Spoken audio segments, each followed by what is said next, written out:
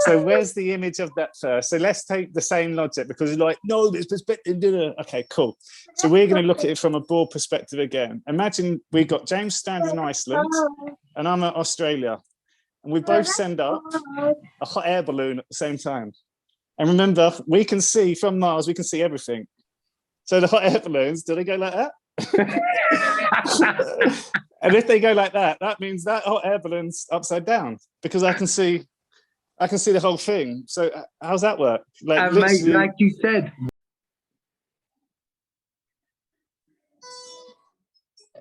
Cool. So welcome to Lads Talk Health. And today it's just going to be a slightly different topic than what we're used to talking about, but it's a common topic me and James talk about and have spoken about for a number of years now. I want to say something, Harry. I don't think. How about this? We don't actually name the topic. How about we just talk about heliocentric? Let's talk about how we've got to this in terms of what does it mean to you in terms of truth, in terms of to your awakening, your journey. Like, what is the rationale for me? It's like when we look at these things, it's now trying to put pieces together and be like, spiritual creatures hiding us from existence and all this sort of stuff. So we'll lead on to it, because I want to try to keep this as simple and basic, logical thinking, logical conversation as we can. And me and James are, I'd say, we're truth seekers. We're not conspiracy theorists, which is this label that's been thrown around. The whole world's turning into a conspiracy theorist now, with all these marches and all these people questioning what's going on with this narrative that we're seeing. But a truth seeker for me, it's my own truth. It's finding out things that feel right for me. And when you're on a spiritual journey, it's all about finding yourself and reconnecting to yourself. And what I found along my journey is that there's so many things that I believe and I felt it, and it's very difficult now to change my mind. But that's not the same for everyone else. And it's a journey. I'm on a journey separate to someone else, which means they're not maybe ready for some of these things that we're talking about, which now I realize is okay. But usually this then challenges people, which then is followed with aggression, it's followed with anger, it's followed with frustration. And I think it's a form of suffering. Persecution. I mean, this is everything for me leads back to this. When I've said this so many times, because again, this is from my experience, is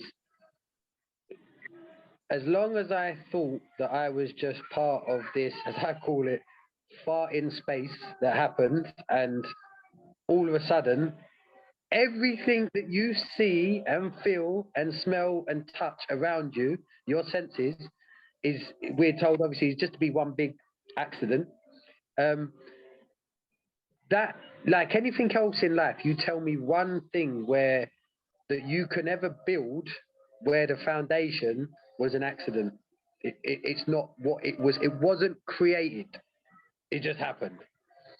Anything in your life that has any meaning to it, has it been an accident? Because in mine, it hasn't. There's always been a creator to the incident, to whatever it is, just to being. There's been. So for me, this subject is the biggest spiritual subject. It's bigger than any religion. Why is it bigger than any religion? Because man didn't write this, funny enough. You can actually gain, not gain, that's because you've already got it. Yeah, you're already there. All you need to do is trust yourself. If you start trusting in your soul, and for me, peel back all your layers back to where did it start for you? Because surely a big part of every single soul on this plane is, where do we live? How did we get here? Because for me, I'm not religious. Like I said, I've got nothing, disclaimer, nothing against religion. You do you. You do you. For me, I don't need religion because I don't need a book written by a man or a woman to tell me what I know now. Finally, in here, you look inwards. Okay, funnily enough, for me, you've got the answers to absolutely everything. There's not one thing. When I say not one thing, there's not one problem you can encounter that you haven't got the answer to. Most times it's not your problem. It's never your problem in the first place. It's your ego's problem. Yeah, you've made it yours. Yeah, but so yeah, I'm with you on this. This after all the stuff, and obviously me and Harry, we've covered in the 13 years I've known Harry now. We have talked about everything and anything that people would say you're off your But we didn't just take that egotistical view of, oh, you're off your trolley. When you start scratching the surface, there's actually a plethora of evidence to just suggest there might be a different way of thinking. Even if you just start there, rather than just shut it down, you're fucking this, you're that. And for me, personally, I can't speak for Harry, but I'll just speak for me. Finding out myself, the science of where I come from, which is irrefutable, which is what we're going to discuss. It's irrefutable, and we'll give you the science that you're taught to prove what we're saying. In fact, it's not coming from us. This is like, I just want to very sorry, I want to hand back to you. I just want to shout out people like Allegedly Dave, Nathan Oakley, Quantum Eraser. These are people for me anyway. Eric DeBay. Eric DeBay. Yeah, go on, mate. Anyone else you got? ODD TV. Big one. Yeah. What's his name? Loads. There is loads. Bonacci. He's incredible. Eddie Bravo.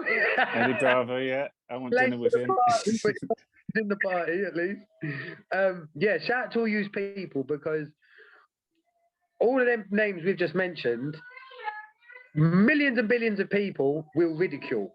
But guess what? There are still... Or have done. There's still millions of people, just like me and Harry, that will testify to what they made me aware of. And the difference between mainstream and what they're teaching is what they teach is, don't take my word for it. Go and have a look yourself. And guess what? I did that. Rather than all this shit we're taught from mainstream science where you can't touch nothing, you can't even stuff you look at. No, that's not what you're seeing. It's an inferior superluminal mirage. What?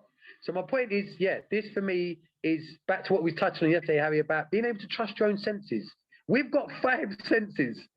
Start using all 5 in a very simplistic manner in how they're supposed to be used, and I guarantee you pretty much everything in your life will change. So I want to kind of touch on where you went here, because when I was born, or when I was growing up, I was led to believe that there was 2 schools of thought. One was religion and God, and the other one was a Big Bang theory. But both of those I still don't think are either now. I think there's one before all of that, which is just truth, spirituality. We are these spiritual beings. And this notion of God and the creator, I think it is similar to the way that I think now. I was the most anti-religion, most anti-God, most anti-anything like that. I just didn't want to know, didn't have even an interest in it. I believe that we are a creation, 1,000,000%. If you literally just take the time to notice and look outside and just see how incredible this universe is. Like, we have plants that grow fruit that we then eat to keep us alive, and this whole cycle keeps repeating. No, that's not an accident. It's impossible to be an accident. You get flowers that bloom out into this beautiful, amazing thing out of nowhere. That's not from any sort of accident. So it was kind of a big question, is like, who am I? Like, why are we here? And a lot of that when I was younger, I always have, what happens when you die? And I used to get scared of dying, like literally panic that the whole world would go on without me, and I was insignificant. I was just forgotten about. It was gone, nothing there anymore. That scared the shit out of me as a kid. I cried, and my mum used to say, no, that we go off onto these other things and da-da-da-da-da. But now I'm 1,000,000% believe that we are. This is just a human experience. We are still always there, and I say we, this thing that's thinking, this presence of awareness, and these words sound quite woo-woo, so we're going to break it down and simplify it even more. But a lot of the stuff what we're talking about is not me and James saying this is how it is. What we're going to be doing is asking you questions. Like, actually take the time to answer it for yourself. Don't just guess it. Don't just think, oh no, that's it, that's what it is, that's what I've been told. Like, strip it back. How do you know that? How do you know it's true? Like, what have you done? Not trusted someone else has shown you. What have you done? Because when we're looking for truth, or for me especially, if it doesn't really make sense to me, I want to find out more. I want to ask questions. I'm going to do a bit more research. But that bit when James says scratch the surface and then you go in, you do your research, what we've been told doesn't make sense. Like it's they're giving me a difficult answer which I can't work out, or they give me these numbers and start telling me, well, it's because of this, this, and this. So I wanted you to start, James, in terms of just getting people thinking, like, just to kind of, I guess the first thing really is to ask people, look, this is a video and there's going to be plenty more of them, for people just to let go of what you know. Yeah. Let go of all your beliefs. And the other thing I want people to do is check into your emotions, because when these topics do get discussed, the first thing that happens unconsciously, subconsciously, is aggression, is anger, frustration, because our ego wants to defend what we know as truth. I'm going to ask you, just pause on that feeling, check into it, that urge to react, like we do on social media when we see a post and we don't agree with it. And then just ask yourself again, okay, why have I gone to this reaction? And importantly, something you said that I've got to pull you on. Your ego jumps up in with aggression, but it's not from a knowing of truth. It's not. It's from a fear of the truth. That's what it really is. It jumps in because all of a sudden it's like because what and how simple this is. I'm going to kick off with question one, Harry, in a second. Actually, is what we're about to talk about. Like I said, Harry, actually, we've not discussed this, so I'm going to go in with a format that I've not talked about, and then it's entirely up to you what format you want to go with. But the first thing I want to talk to people, because I dropped this at the end of our last Lads Talk Health video. First and foremost, people, do you know that there are 2 types of gravity? So I just want that to sink in for a second. Okay, there's 2 types of gravity. You've got Einsteinian gravity and you've got Newtonian gravity. Now, hands up out there who knows gravity is a force. Oh, I do. Well, guess what? Fact, since 1915, Einsteinian gravity, which is the current narrative, which is the bending of space and time, superseded Newtonian gravity, which was a force calculated at 9 meters per second squared drop. So, superseded, define that word, took over, basically, okay? Nonsense. Einsteinian gravity, nonsense. Newtonian gravity. There is no current force attributed to the current narrative of gravity. Now, Harry, actually, what does that mean?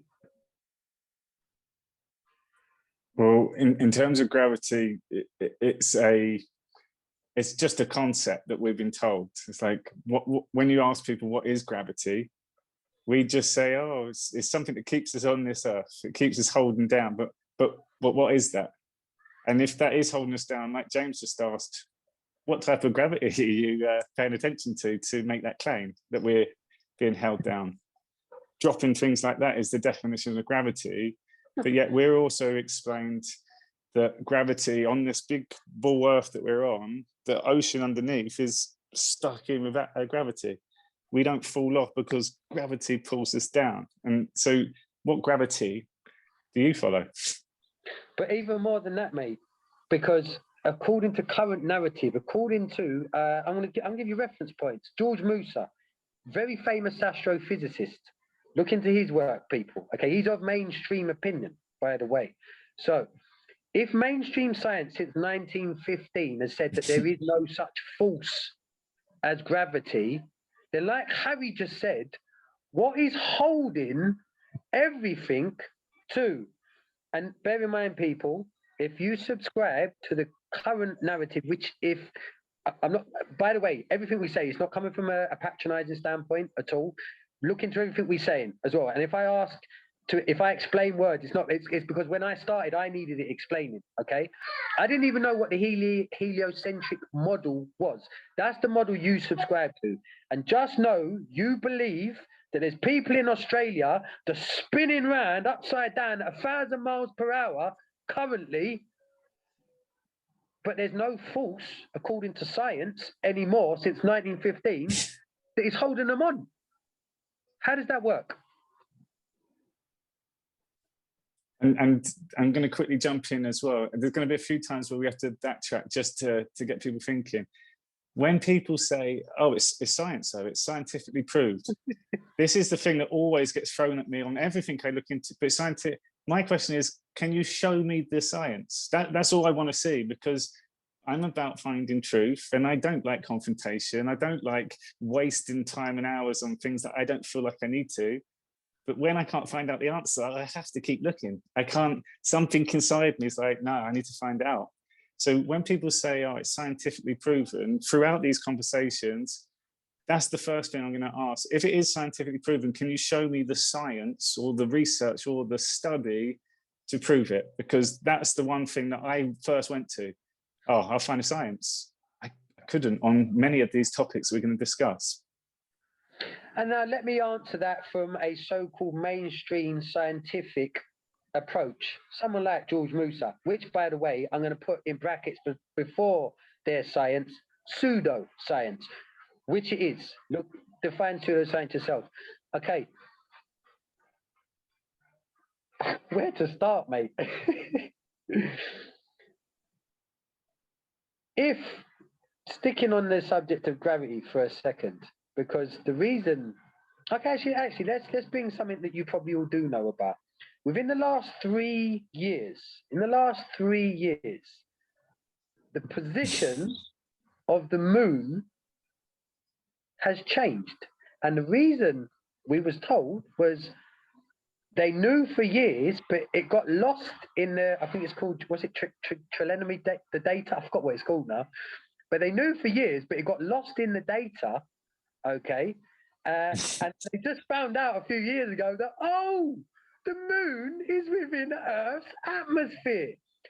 Now, we might jump about a bit, but again, I want to punch, because Harry, we're going to have to put this video into parts, you know, because I've just, the amount of stuff that's going off now. No.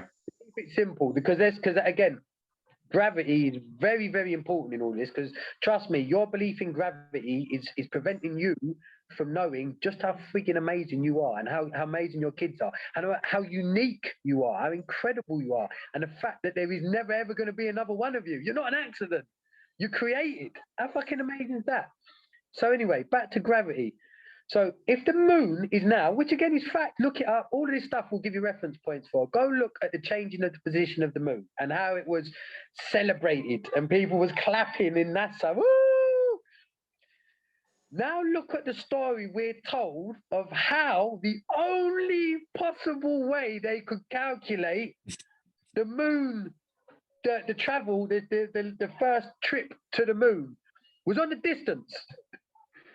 That was how they had to calculate the amount of fuel they needed to get there and back, was what we're told was pinpoint mathematics. Side note, mathematics is a made up human language, just so you know. It's made up. So if they've just found out in the last 3 years that the moon, and it worked, they've not moved it by a smidgen, they've moved it by thousands of miles. thousands of miles they've moved it by. How the fuck did they get to the moon? Yeah, that's going to be one of the main talking points as well, because all of these things, there's so within each topic, there's so much to go and dive in. So maybe today it'd be worth just asking a few questions on a number of the ones, just to get people thinking. I think so, because I've got to be wary of the school run as well. Honestly, mate, my juices are there's yeah. we spoke about over the years is all flooding back, all of it. So yeah, I think that's a good idea. So actually, right, I'm the moon landing. Go on, you crack off with one. Okay, so here's the one that I always ask people. How do you know that we're spinning? Like, how do you actually know that we're spinning? We've been told we're spinning, but how do you know? Where have you felt it? Where have you seen it? Where have you been shown it? Where have you been explained it? Like, really think about that. And when you go and look to find out how we spin, some numpty might come back, oh, you got pendulums. I'm like, what? So a pendulum that's hanging from a ceiling proves that the whole world spins, and that's how you know. Or NASA. We just touched on the moon landing. If you just take the time to pay some interest and do some research, and again, I'm not saying this in a cocky way, because this is me. No, this is just take the time, show some interest, because some of these things sound so out there because someone else told you it was true. You won't even take the time to look at it because it's irrelevant, it's not important. But when you do look into it, it opens up the doors, or gets you down a rabbit hole, and you start becoming a lot more interested in everything in our lives, everything. That's where, but also you trust in yourself a lot more, because now we have questions like, actually, that don't seem right, and I've been following that person for a long time. Let me go and find out. And some of the people that we have been following and learning from over the years, you start to question that too. Right, next one. And I just looked to my left and realized, now, on a clear day, you're not going to be able to see this, but Harry, can you basically see the ocean? Yeah. Can you see the horizon line where the sky meets the sea? Yeah.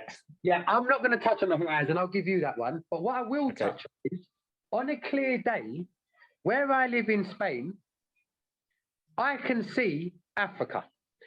Now, why is that important, people? Because since the dawn of time, and people started sticking sticks inside of Earth to measure how big Earth is, we've been told that for every mile you travel, there is a 8-inch per square mile drop, which calculates the curvature of our planet. Right. So you travel 1 mile, there's an 8-inch drop. You travel 2. Go on Google. Listen, this is all facts. This is their narrative. In fact, today, Harry, that's all we need to do. Just talk about their narrative, right? So I travel 1 mile, 8 inches. I travel 2 miles. 2 times 2 is 4. 4 times 8 is 32. 32 inches. I travel 3 miles. 3 times 3 is 9. 9 times 8 is 72 inches. How can I see Africa, Harry?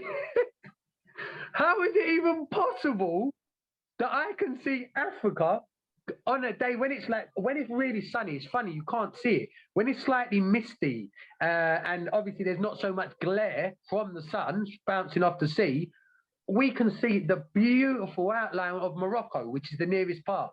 Now, I challenge everyone. You think I'm chatting shit, people? I'll give you some homework to prove this and make the penny drop. I live in Costa del Sol. Okay, put in Fuengirola on Google Maps, then put in Morocco on Google Maps, and then it'll obviously give you the distance.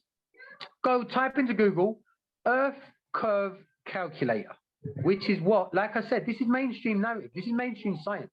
This is what they teach our children.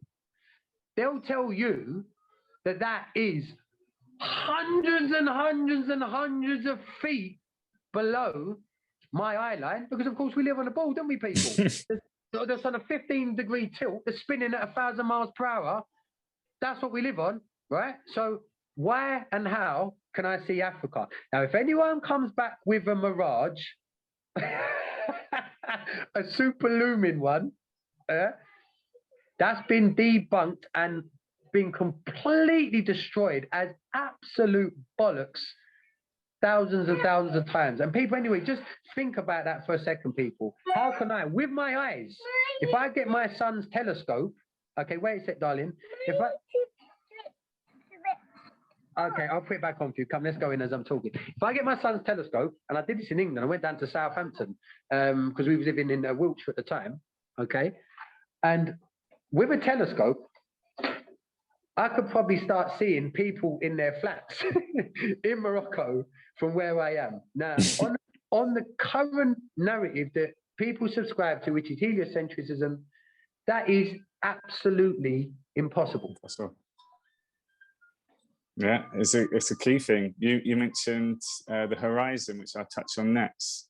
And again, all of this stuff, guys, is we're looking at what we've been told, narrative. We're not telling you what it is. We're telling you what we think it potentially could be, but we're telling you 1,000,000% what it's not, because you can go and do all these different tests and experiences yourself to find that. So if you get that horizon out, so the horizon, this is one thing that we're always told is how we know that we live on a ball. Is, well, you can see the boats go over the horizon. First of all, look how straight that horizon is. That's got to be at least a mile on that side. Mate, you can see sometimes. Look, can you see over there? You can also see it over there, the sea. Mm-hmm. But we only can see that far out, right? So that's our vision with our eyes. And then James said with a telescope, you can go in a bit closer, but that's all we can still see. There's still a lot more land mass there. However, we're told that, oh, it's definitely a ball, because you can see the boat go over the horizon. If you've got a telescope out and you followed that boat, you lose it from your line of vision, but then you get a perspective, which is only how far our eyes can see. You zoom in and that boat comes completely into full picture again. And one of the main things that people argue with is that. And I'm like, it just shows how indoctrinated you are by saying that without even thinking about it or just taking the time to look outside. There is no curve that you can physically see ever. Yeah, but you can. I did a skydive. That's a GoPro camera. If you see it, it's a lens like that. The whole world is squashed into this little ball the size of your head. Yeah, but you can see it on the plane. I beg you, go and have a look again. Like, let me see. It's pretty much like that always. Well, mate, actually, a little fact check in there. So Neil deGrasse Tyson, if you believe in this heliocentrism, he's your current Jesus in this whole globe model, okay? Actor. He will tell you, irrefutably, look on YouTube, that you cannot see the curve until you're like 200,000 miles up. When was you ever on a plane that went 200,000? That's mainstream narrative as well. That is the mainstream narrative. So take your plane view back up your backside. I'm sorry, people. You didn't. No, you didn't. Another thing with the horizon, which ties into the moon landing. Right, people, define in your mainstream dictionary what the horizon is, okay? It is, and look it up, an apparent position. Now, what does apparent mean? Not real, false, fake. It seems like it's over there. That's apparent. Now, why is that important? Because when the moon was hundreds of thousands of miles back where they said it was, to calculate distances, they use something called trigonometry. And guess what? From your standing point, they shoot their mathematics to the horizon, an apparent position, which means as soon as I take 2 steps forward, that apparent position has gone 2 steps further away. Why? Because it's fucking not there. It's an apparent position. But they use trigonometry to work out where the sun, the moon, and the stars are. So everything you've been told, again, prove us wrong, people. Prove it. This is mainstream narrative. I'm telling you the stuff that you'll say, no, that ain't right. Yeah, but that's what you believe.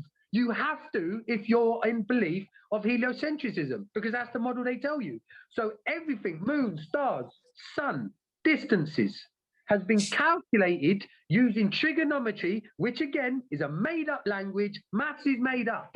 Yeah, 2 + 2 is 4. Yeah, But apparently in maths, you can go, yeah, but 4 minus 5 is -1. How can you get -1?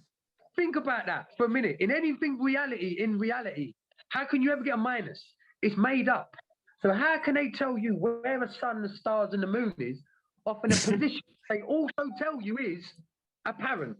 It's not there.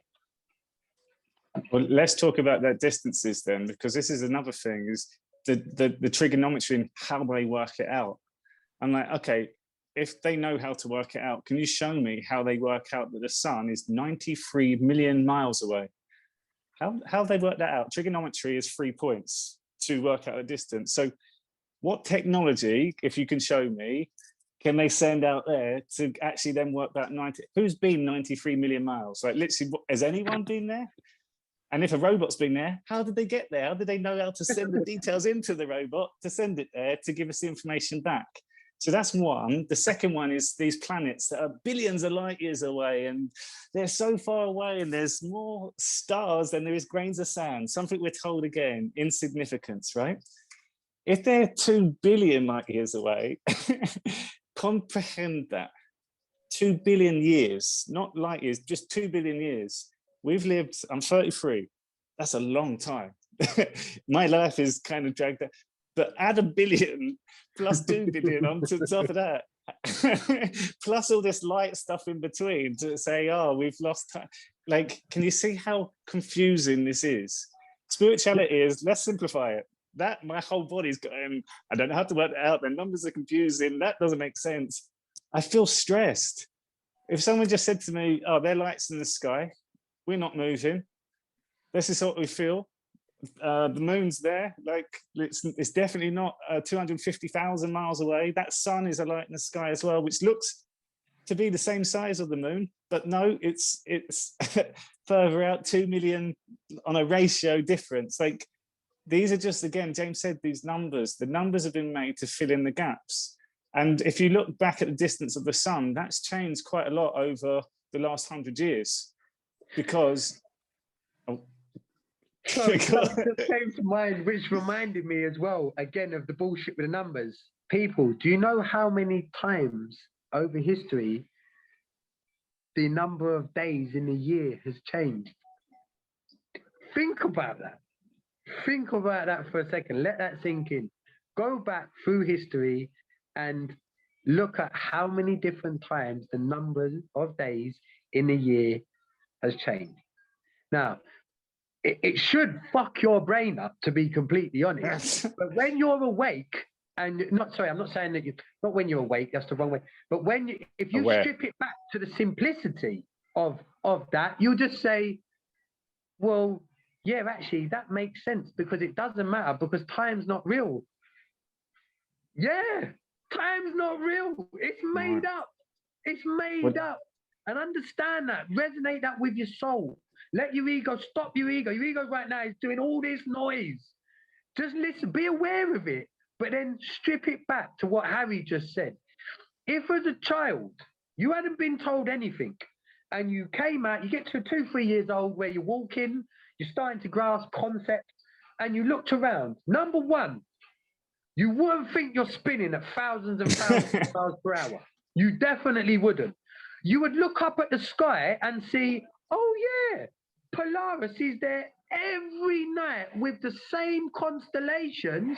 So we can't be traversing 5 million miles per hour across universes because we're seeing the same stars every night. Because in mainstream narrative, we shouldn't be. You don't, hello, baby. Actually, Leah, do you feel like you're spinning now? No. You feel like you're spinning? Yeah. Do you really? That's a brilliant line. Why do you feel like you're spinning?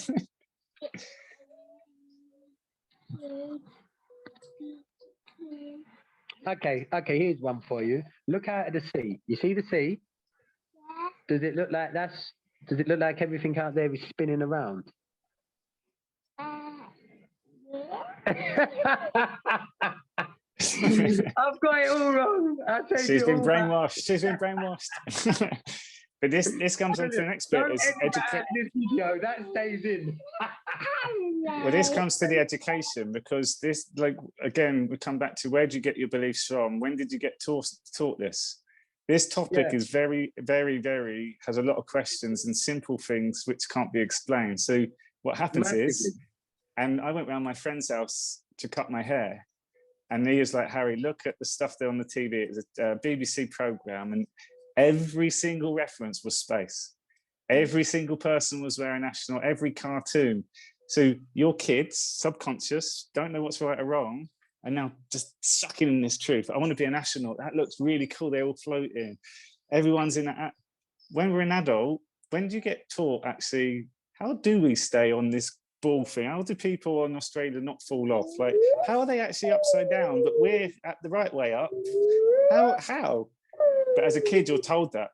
And because as a kid, we don't have a conscious brain to question, that becomes so truth because it's repetitive, especially after these TV programs I saw, mate. It was actually like insane. All the kids started. We had a little wordy character which came down on the spaceship and taught us mathematics. It's twisted when you think about it. Something I just want to mention because again, what I always hear, and it really is hilarious. Yeah, but they got the technology. So again, all right, people, here's a question for you. What is the mainstream narrative as to why we've not been back to space? I'll answer it. And this is official. They lost it. They lost all the it's trigonometry data. I'm going to get that in a minute. They lost, and by the way, they stated that the amount of data that it took to get to the moon, I can't remember how many times they said it went around the world. That's right. So they said it was that much data, it went around the world, and they lost it. In fact, they didn't lose it. Some idiot pressed double print because they printed up. That is the official line that they tell you. And when sort of part B to the answer to that question is, we no longer have the technology. That's the official line. We no longer have the technology. Now, the official narrative is they managed. Good old, was it Nixon who phoned? The only moon landings were when Nixon was president. With the mobile data equivalent to 1G or something like that, wasn't it 1G or 2G? Oh, yeah, the actual technology was less than a PlayStation, like the original one, PlayStation 2. That is the official answer. Don't believe us, just go and have a look. And the point is this, I'm laughing about, I'm not mocking, I'm laughing because my soul finds it so funny how I, for so many years, in fact, do you know what? I didn't even believe it, Hazza. I just didn't pay it no mind. I just didn't. And I do remember being in science in my school, Tomwood, and them covering space. And there must have just been some inherent oblivious shutdown. I just stopped going to science. I just remember thinking, this is like when my dad made us to go to Sunday school. I've got to sit there and listen to these fairy tale stories, but be told them without any, they don't let you question it either. If you ask questions, I've looked back and I'm honest about how I was as a kid at school. If I didn't find something interesting, or if I questioned it and got shut down, I'd switch off. I'd just switch off, and then I was a bit of a toe rag. But I specifically remember in science, my teacher, and I won't name and shame her, but I remember asking her questions about space, and just being told, because that's just what it is, okay, and just sit down. And you just, when you think about that, that's not teaching, that's preaching. That's the complete opposite of what a teacher's supposed to be doing. A teacher's supposed to be, like with my kids, I try as much as possible to have a conversation whereby they use their brain and come back. And yeah, sometimes in my egotistical world, I think, oh, that's a bit of a nonsensical answer, son. But then certain times I've thought about it, I thought, actually, that makes pretty good sense, because you've looked at it from a non-egotistical standpoint as a kid, where everything is innovation, which you're supposed to be doing. Yet you go to school and you get told, sit down in front of someone else. You're now a minor. This person's your major. Again, it all goes back to, it's the insignificance. It all goes back to the Big Bang. It's basically telling you you've got no meaning. Now you look at your child in their eyes and you tell me that that's an accident, that child's got no meaning. Because oh no, it's got meaning to me. Yeah, but you're told you ain't got no meaning. Nor is your dad, you are all one big fart in space. And space as well, just the concept of it, because people always like, what's at the edge of the earth then? I'm like, what's at the edge of space? That to comprehend is quite mind-blowing. Think about the earth. Imagine I'm sitting right on the top of Iceland, like I'm literally sitting and I'm in space and I'm looking up. What's up there? what is up there going above me? I've never been shown that. I've been shown all these planets this way, but what's up there? What's down there at the bottom? If I look down and just keep going, because space has got this big thing, what's down there as well? Is there an edge? Do we fall off it? Like, do we get lost in all these black holes that we're told? And I was going to say, this is the one that I get people, and again, you can't argue it. Okay, use your logical brain, right? So we're shown pretty much on the photos, this is the Earth. Let's say it's a circle, we can see the whole Earth, right? There's a satellite. Hold on. Apparently now it's oblique. It's oblique. Yeah. It's more like a pear. It's like a pear. Thicker in the middle. But look at this then. So this is the Earth. And let's just say we're working on a replica model here. So we can all agree that Australia is there. And I can see the whole thing. So James, if you had your telescope now, and it was the technology, because there's a lot of technology we got, and they can send things 2 billion light years away to give us an image. And take pictures, pictures and send them back to us. Yeah. So James, you're sitting on Mars now, and you can see the whole Earth. Look, there it is. So you've got your super duper telescope, and you're going to zoom in to Australia. You're just going to keep zooming in. You're going to keep zooming in until you can see people. Are the people standing upside down? Well, apparently so. Apparently, yeah. So where's the image of that first? So let's take the same logic, because you're like, no, there's perspective. Okay, cool. So we're going to look at it from a broad perspective again. Imagine we got James standing in Iceland and I'm at Australia, and we both send up a hot air balloon at the same time. And remember, we can see from Mars, we can see everything. So the hot air balloons, do they go like that? And if they go like that, that means that hot air balloon's upside down, because I can see the whole thing. So how's that work? Like, mate, like you said, why wouldn't they? Bearing in mind how we now live in a day and age where they take pictures of astronauts in space, why wouldn't there be a constant feed? Because millions of people, I'd be one of them. I'd be happy if I'm wrong on this, because I've looked to be wrong on this, and I can't find where I'm wrong. Actually, it's not me. It's not I am wrong. It's the what reality I'm experiencing. If that's wrong, then I'm happy to hold my hands up. Because why wouldn't they, like you said, in this day and age, why wouldn't there be TikTok videos of people in Australia upside down giving it some? Like, mate, they would be #1 hits all over, over the plane. But, actually, I'm glad you mentioned hot air balloons, because again, people, okay, there's certain things we're talking about, which again is even hard for us to demonstrate an alternative, which is not really, the emphasis isn't really on us to prove our side. The emphasis on the narrative for them to prove their side. But anyway, here's something that is factual, and you can do yourself with a balloon. Gas has a law. There is a law to gas that can't be manipulated, it can't be changed, it can't be broken. Now, gas, yes, takes different forms, but in its gaseous form, mist form, smoke form, whatever you want to call it, in its gaseous form, the law of gas is simple. Gas will fill the available space. So it doesn't matter what direction it goes. As soon as you pump a bit of gas into anything, it just disperses in all directions all of the time, and it will do for infinity until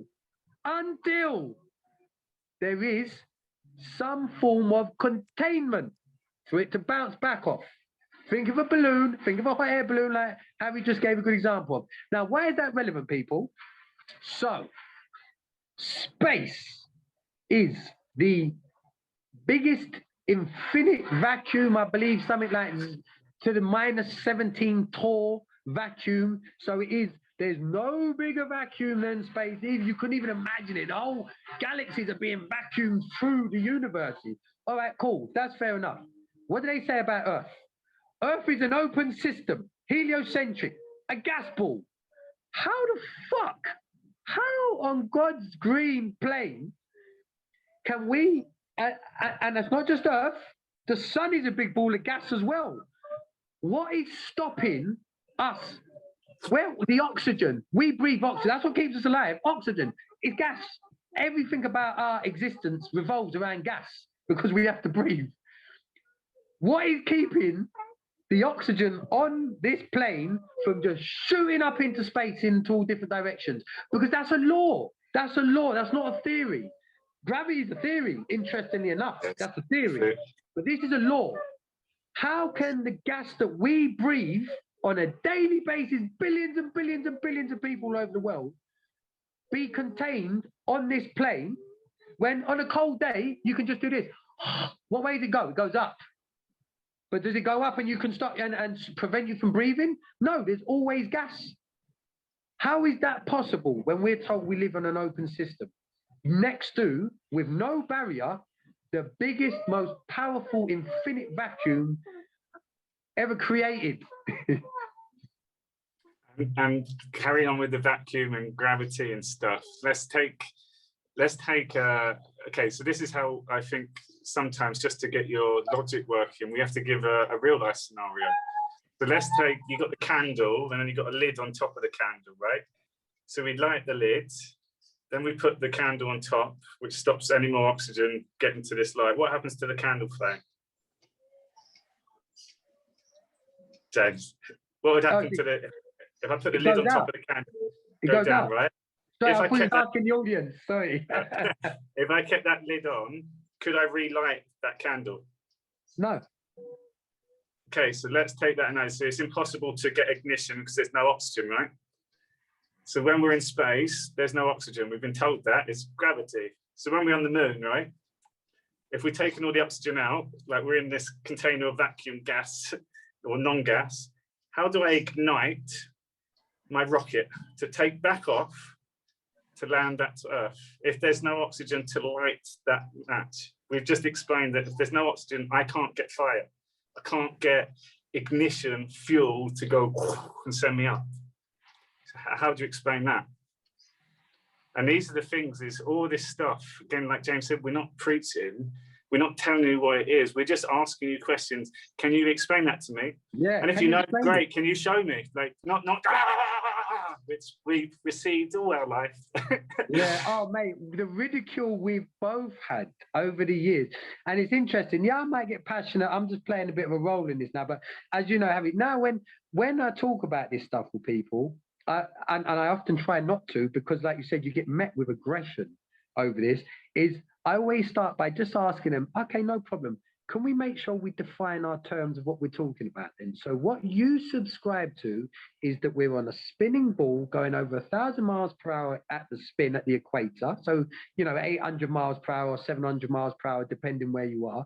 We're on a 15-degree tilt on an axis, okay? We've got people that are stuck to the bottom of the planet, aren't spinning off, but there's currently no force that's holding them there because Newtonian gravity. And just to touch on Newton, shout out to Newton, look at his actual transcripts. He said, don't attribute this theory to me. It's basically, this isn't verbatim, but it's just basically an idea I had. That's it. And there's a book, which I can't remember. And there's two books, one of about 200 scientists from Newtonian's period, and then the next book is about 200 from Einsteinian's period, where they both say this is absolute complete nonsense and there's nothing to actually, no scientific evidence. And actually, we should have touched on this at the beginning. To be a scientific fact, there's a stringent method of scientific experimentation it has to follow every time for it then to be classed as fact, because the point of science is to try and prove itself wrong anyway. So to quickly touch on that. So basically, there has to be a hypothesis. Okay, so there's an observation. Initially, it all starts from, and this is true science. Please look it up, because true science is natural science. Guess what, people? Technology isn't science. Cosmology is not science. Any other ologies, they're not science. There's only one science. It's natural science, nature's science. That's science of the earth, okay? Now, for it to be classed as a fact, you make an observation of a natural phenomena, okay? You then hypothesize on what it is you've seen, to then go on to try and prove your hypothesis with an independent, a dependent, and a controlled variable. If you haven't got those, then it's not a scientific experiment. It just physically, on no stretch, can be impossible. So you tell me how they managed to weigh the world and tell us how much it weighs. How'd they do that, Harry? That's the funny thing as well, like inside the earth, well, we've got all molten lava and molten rock and stuff. Have you actually checked to see how far we drilled down? It's like 12.5 miles or something. It's the furthest. I thought it was 7.5. Is it 12.5? Yeah, 12.5, I think, in Russia or something they've gone. So the core of the earth that we're told has got all this molten lava and there's all these different layers. We're literally using that because of volcanoes as our truth, but we've never actually gone far down enough to see it. We get all these images that were shown, CGI, cartoons, but there's no proof to show that back these up. Space, if you look at any of the NASA launches, Elon Musk, who's a fraud as well, who sent that car up in space, just go and have a look at that actually. The journey of the car, they sent it off and apparently it's going to go around the world in 84 years, it's going to come back and it's going to be in the same condition, this metal in space that's right next to the sun that hasn't been melted at all. Like, think about it. Where is that car gone, by the way? Like, are they tracking it? You've got a live camera on it? It's just. Yeah, I heard it was at Dartford Garage with Ali and the boys. They're doing some work on it. This is the thing, we laugh all the time, because when you look at the laughing for me is how I was fooled. Yeah. How I didn't dare to question it. And no one could answer it for me. If, guys, this is what we've been born into as fact, as truth. So if it is, you should be able to show me plenty of evidence of it. Here's another one for you. Type in the blue marble. The only real photo that they say was 1976, this whole earth. It's a good looking photo, looks fake as fuck, but good looking photo.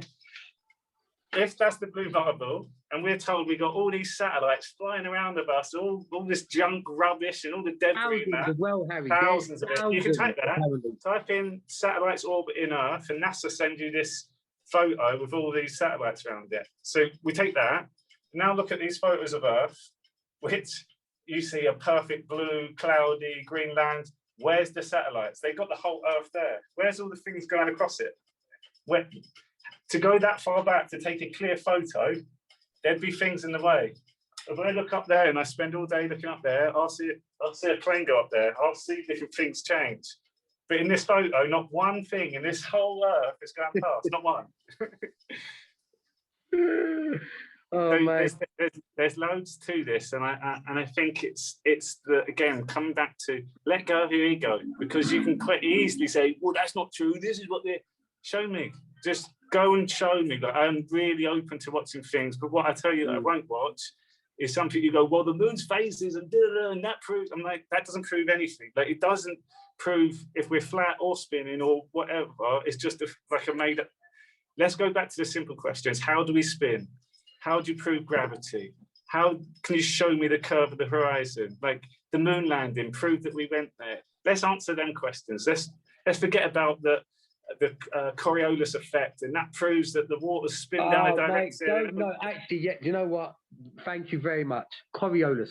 People, do you know what Coriolis is? Because again, these things, and just to quickly to chip this in at this point, the point of this video for me is just how once I had to unwire and untrain my brain, my ego took a kicking on this one, because it is, I would realize how fooled I was. But the beauty of that lesson was, this is what made me want to become a soul coach.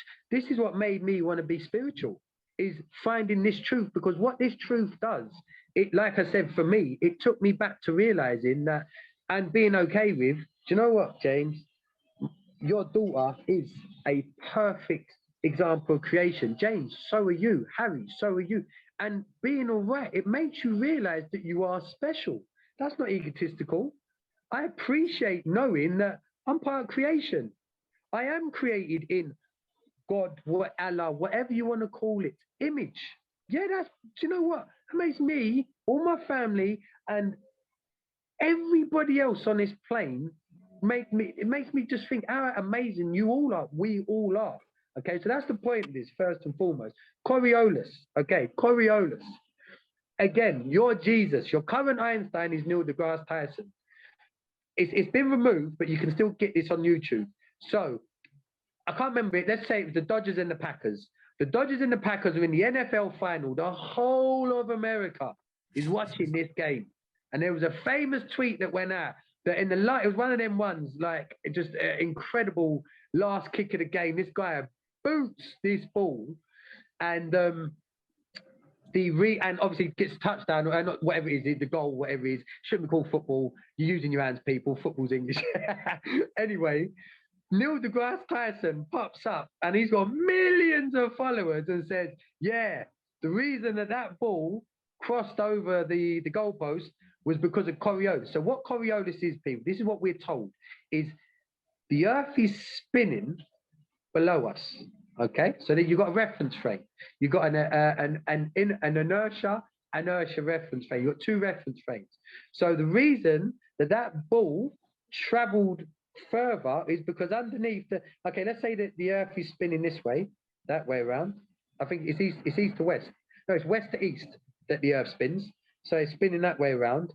The ball is going that way. And Harry, this should be leading you on to another point after the football example.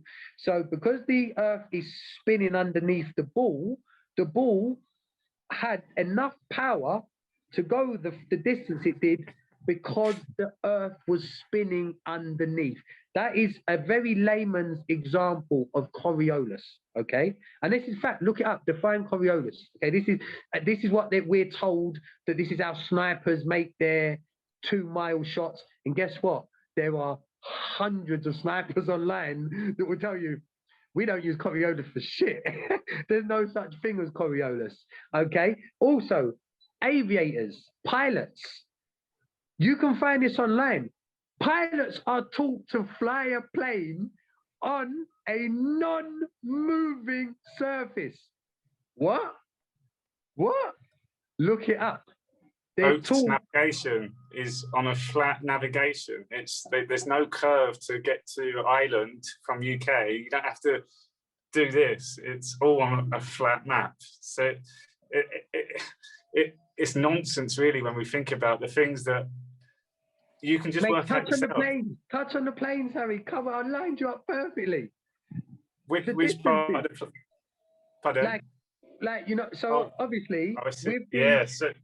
So another thing that you can prove quite easily that we can't be on a spinning globe is there's certain flight directions. If you used to look at the map, it would make sense. Let's take South Africa and South America. It looks quite close on here, right? And you just get a straight flight there. But there's no flight that goes there, or in the time. We have to go into like Dubai and then go all the way over, back down again. On the map, it's like, on a flat looking map, it literally goes to the midpoint, which is the check-in, then out again. And you can follow flight maps. If you look on the map that we're showing, where you've got it all here in front, all the planes seem to go into the middle. They don't just go across to the shortest destination, which by trigonometry you could work out. Actually, that makes more sense going there. That's safe fuel. That'd be good for climate change. That would get more people be flying, but that doesn't happen. Doesn't make any sense. Mate, sorry, I've just seen the time has. I've got to get Leo. Okay. One last thing on this, mate. This is what I mean. This is just a part one, people. This is just a teaser. One other thing, just on, and I want to. This is what is my leaving point. And Harry, please, you wrap up after. But with the planes, okay. So the Earth, you know, people, because your ego tells you, we're spinning west to east at let's just say it's 500 miles per hour, right? So when you're flying from west to east, let's say from the west coast of America to the east coast of America, yeah, obviously you're flying with the spin of the Earth. Now, according to Coriolis, obviously we're flying within the same direction. So of course, the speed of the plane is matching the speed of the Earth. Now, hold on a minute. When we fly back the other way against the spin of the Earth, why does it not take half the time to get to the destination? Think about it. If you're spinning one way and you're going with a spin, yeah, Jamaica's spinning away from me. So, all right, cool, I've got to catch up with Jamaica. But hold on, now I'm coming back. Jamaica's coming to me. Why isn't it not taking a fraction of the time to get to the destination? You show me any example of anything spinning where you go one way and it takes a certain amount of time, and you go the other way and it takes the same amount of time. How can that be possible? How can it be possible? I've got to go, mate. Mate, I've loved Well, let's it. simplify that last one on the plane as well. We always go east to west, west to east, but we never go from north underneath to south, ever. Like, you never see these routes going over your top. But yeah, that would make more sense from just an energy efficient point, because we do a lot for our Earth, didn't we? but this, again, this keeps coming back to spirituality for me, because it's finding out the truth. It's now, and the thing is, you get more interested in everything we're told, and now you're now paying attention, which then leads you into more history, that leads you into more people you connect with, to more teachings and the Aborigines and all the indigenous ways of life we're now finding out about, and that's the journey that we've been on.